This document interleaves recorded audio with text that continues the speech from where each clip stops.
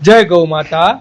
આજે તારીખ 30/6/2025 રોજ ગૌલોકવાસી ભીમજીભાઈ હરિભાઈ ડોબરિયાના દિવ્ય આત્માના મોક્ષાર્થે તેમના પુત્ર રોહિતભાઈ ડોબરિયાના સહયોગથી કરુણા સેવક ગૌસેવા ચેરિટેબલ ટ્રસ્ટના ગૌસેવકોએ એક ગાડી લીલો ઘાસચારો સુરત પાંજરાપોળ આકાકોલ ગામની ગૌશાળાના ગૌવંશને અર્પણ કર્યો।